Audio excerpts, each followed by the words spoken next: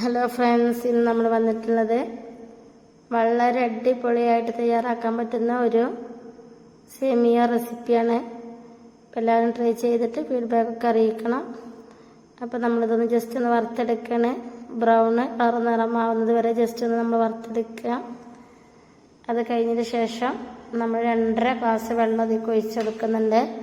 2 glass സേമിയത്തിലേക്ക് 2.5 glass വെള്ളം ഒഴിച്ചെടുക്കുക. അത് കഴിഞ്ഞതിന് ശേഷം നമ്മൾ 1 ഗ്ലാസ് നിറച്ച് നമ്മളെ കയ്യിലുള്ള കേക്ക് ഉണ്ടാക്കുന്ന ക്രീമുണ്ടല്ലോ, അത് ജസ്റ്റ് ഇതിലോട്ട് ഇട്ട് കൊടുക്കുക. നിങ്ങളുടെ കയ്യിൽ ക്രീമില്ല എന്നുണ്ടെങ്കിൽ നിങ്ങൾ പാല് ചേർത്താലും മതി. പാലോ പാൽപ്പൊടിയോ കലക്കിയിട്ട് ഇതേപോലെ ചേർത്ത് കൊടുത്താലും കുഴപ്പമില്ല. അപ്പം ഞാൻ ഇതേപോലെ ഇത് ചേർത്ത് കൊടുത്തിട്ട് ജസ്റ്റ് ഒന്നതിൽ ഇളക്കി ചേർക്കുക. ഈ ക്രീമിൽ മധുരം ഉണ്ടായത് കൊണ്ട് നമ്മൾ മധുരം ചേർക്കുമ്പോൾ ഒന്ന് ശ്രദ്ധിച്ചിട്ട് വേണം ചേർത്ത് കൊടുക്കാൻ വേണ്ടിയിട്ട്. അപ്പോൾ ഇത് നല്ലവണ്ണം തിളക്കുന്നത് വരെ നമുക്ക് ജസ്റ്റ് അത് നിൽക്കാം.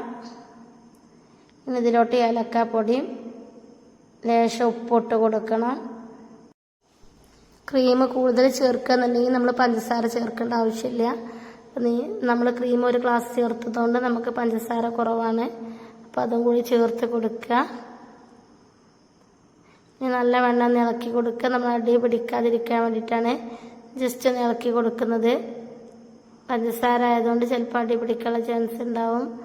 ഇനി നമുക്കിത് ലേശം ഉപ്പിട്ട് കൊടുക്കുക. ഉപ്പിട്ടതിന് ശേഷം ഒന്ന് ജസ്റ്റ് ഇളക്കി കൊടുക്കുക. അപ്പം നമ്മൾ ഏതൊരു സാധനം നമ്മൾ അടുപ്പത്ത് വെക്കുകയാണെങ്കിലും നമ്മൾ ജസ്റ്റ് ഒന്ന് ഇളക്കി കൊടുക്കുന്നത് നന്നായിരിക്കും. ഇനി ഇതിലോട്ട് ഏലക്കാപ്പൊടി ഇട്ട് കൊടുക്കുക. ഏലക്കാപ്പൊടി നമുക്കൊരു ഫ്ലേവറിന് വേണ്ടിയിട്ടാണ് നമ്മൾ ഇട്ട് കൊടുക്കുന്നത്.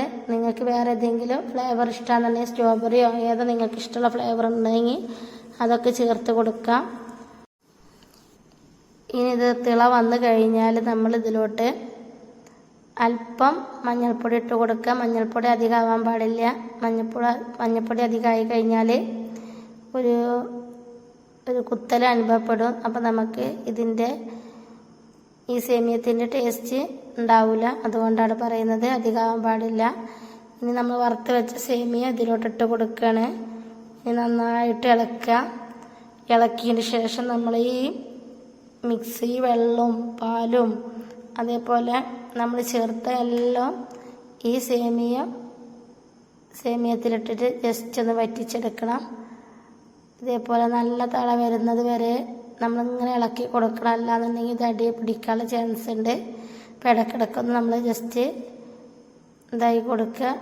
നമ്മുടെ കയ്യിൽ നെയ്യ് ഉണ്ടെന്നുണ്ടെങ്കിൽ നെയ്യും കൂടി ഒന്നിതിൽ 1 സ്പൂണ് ഇട്ട് കൊടുക്കുക. അല്ലാന്നുണ്ടെങ്കിൽ ഓയിലാണെന്നുണ്ടെങ്കിൽ ഓയിൽ 1 സ്പൂണ് ചേർത്ത് കൊടുക്കുക. നെയ്യായിരിക്കും ബെറ്റർ. ഇതേപോലെ നമ്മൾ കിണ്ണം പോലുള്ള ഒരു പാത്രത്തിൽ നമ്മൾ എണ്ണ തൂവിയതിൻ്റെ ശേഷം നമ്മൾ ഈ സേമിയത്തിൻ്റെ കൂട്ടുണ്ടല്ലോ അത് ഇതിലോട്ട് ഇട്ട് കൊടുത്തതിന് ശേഷം തണുക്കാൻ വേണ്ടി വെക്കുക. തണുത്ത് കഴിഞ്ഞിട്ട് നമ്മൾ കേസരി പോലെ ഇത് ഉപയോഗിക്കാം. വളരെ ടേസ്റ്റാണ്. നമ്മൾ ഉണ്ടാക്കി കഴിഞ്ഞാൽ മക്കൾ ഇത് വീണ്ടും വീണ്ടും കഴിക്കും. എല്ലാവർക്കും ഇഷ്ടപ്പെടും. നിങ്ങൾ ട്രൈ ചെയ്തതിന് ശേഷം ഫീഡ്ബാക്ക് അറിയിക്കുക. നമ്മളെ കയ്യിൽ പൊട്ടുകടല ഉണ്ടായിരുന്നു, അപ്പോൾ അതും കൂടി ജസ്റ്റ് ഒന്ന് കടിക്കാൻ വേണ്ടിയിട്ട് ചേർത്തിട്ടുണ്ട്. നിങ്ങളുടെ കയ്യിൽ അണ്ടിപ്പരിപ്പ് മുന്തിരി എന്താണുള്ളത് വെച്ചാൽ അതൊക്കെ ഇട്ട് കൊടുക്കുക. അതൊക്കെ നമ്മൾ ഓരോരുത്തർ ഇഷ്ടമാണ്. ജസ്റ്റ് ബദാം പിസ്ത നിങ്ങളുടെ കയ്യിൽ എന്താണ് നട്സുകളുള്ളതൊക്കെ നമുക്ക് ചേർത്ത് കൊടുക്കാം. Thank you for watching.